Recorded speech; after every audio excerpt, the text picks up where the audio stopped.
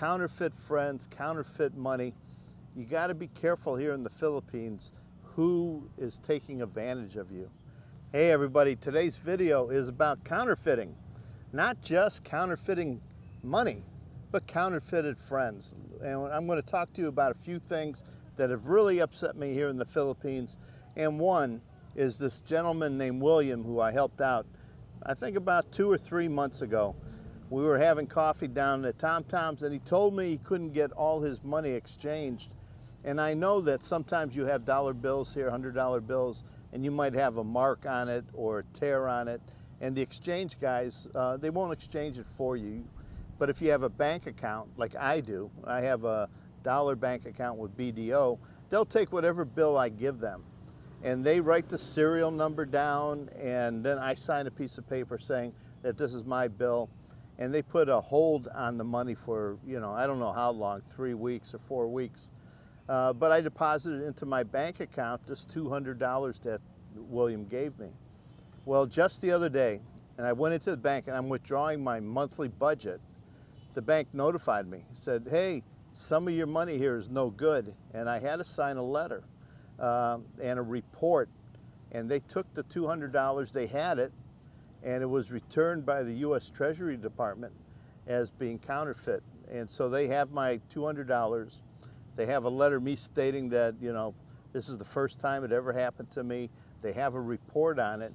But because this guy, William, had a couple $100 that he couldn't exchange, I got stuck with it. And when I reached out to him to say, hey, that money you gave me came back as counterfeit, he just ignored me and said, oh, what, are you full of crap? No, that didn't happen. There's no way. And I asked him to, give me my pesos back. I gave him 60 pesos on the dollar, and he just laughed, and then he blocked me on his Facebook account. Counterfeit friends, counterfeit money. You got to be careful here in the Philippines who is taking advantage of you. And I met another William. It's just funny, it's two Williams, but this guy, his girlfriend contacted me while we were in Cebu, and they have a house that's for rent. And I said, yeah, sure, we'll video it for you. We'll put it on Dumaguete Rentals, and we'll help you get it rented. I never looked at it. I didn't see no pictures of it, but they said it was a 3-bedroom house with a bathroom. And I said, well, maybe that'll fit just right for everybody who's looking for a place to stay. And it was in Cantilly, which is close to where we live, close to Valencia. Well, we went to the house to see it, and the guy was there, and he's with his girlfriend. The girlfriend owns the house. This guy, he lives in one of these apartment units up in Valencia, living very comfortable in a place that has a swimming pool, a really nice place. And when we got to the house, he was there. I looked at it. It's a native house. It has concrete blocks about 3 feet up. Then after that, it has bamboo and other material, nothing concrete. Everything is just wood, and it's just a disaster. It's a native house that should be rented to a Philippine family who will do some upkeep, who will help do some repairs to the home, not to a foreigner. No foreigner's going to rent that. And I asked this guy, and his name was William, and I asked him, William, would you live in this house? And he looked at me and said, for the price I would. And I asked him again, I said, would you live in this house? He goes, for the price I would. And then I told him, there's no way I'm going to promote your house here. It's not something I would ever suggest to a friend, a subscriber, or anybody who watches my channel. And he goes, well, all you Americans are on Social Security. You don't have enough money. Maybe you need a cheap place to live. And I took offense to that. And I asked him, how much you asking for this place? He goes, 10,000 pesos. I told him that's way too much. This is a $60 a month place to rent. If anybody does want to rent it, it might be a place a man would put his family up, a Filipino girl and her family while he's still in the U.S. Until he gets here. But there's no way a foreigner is going to accept this as living conditions, especially if you're from the West. And he took offense to that, and I took offense to him wanting me to show it, and that Americans are broke and we can't afford anything nicer. So I sent him a couple links to our channel, Dumaguete rental, and I showed him a bunch of places that were 10,000 pesos, and they were much better than his place. And he watches my videos, so he knows who I'm talking about, trying to take advantage of a foreigner. And a lot of guys here do that. When you're here in Dumaguete, Cebu, wherever you're at, if somebody's going to help you and they're helping you, that's one thing, that's great. If they're helping you so they can make a buck, if they're showing you where to rent a place because they're getting commission back, or if they're showing you a place where you can rent a motorcycle because they're going to get a kickback, those aren't friends. Those are just people who are opportunistic. They are just trying to make some money off of you. They don't care about you and your outcome of your retirement here in the Philippines. Any foreigner that rents that house, within a month, he's going to be moving out, he's going to lose his deposit, he's going to have a bad taste in his mouth, and he might just give up on the Philippines. So that kind of experience I'm not going to share with any of my viewers on any of my channels. Now I want to talk to you a little bit about a couple YouTubers. And the one YouTuber, he has 306,000 subscribers. And he just did a video, and he said in his video that he's pissed.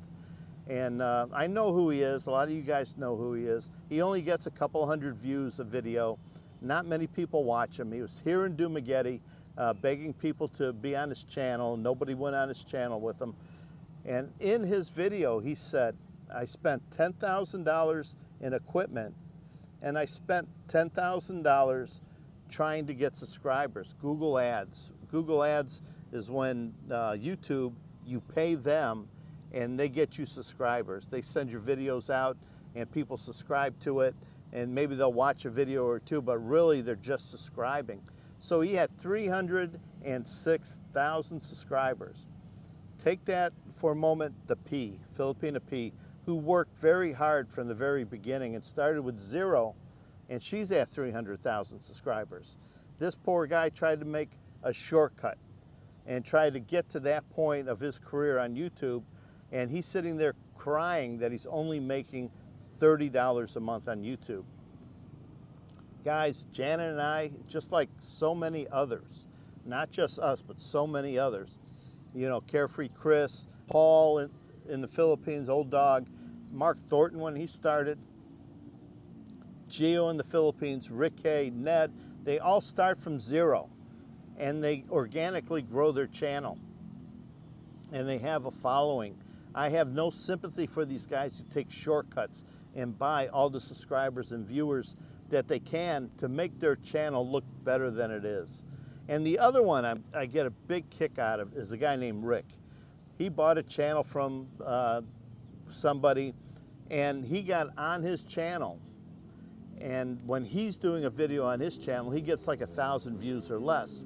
When the original owner of that channel comes on, he gets 2,000, 3,000, 5,000, 10,000, because his channel is made for that original owner of the channel. And Rick took advantage, bought an existing YouTube channel, and now he's pissed that people are telling him, hey, we don't want to see you on this channel. We want to see the original owner of the channel.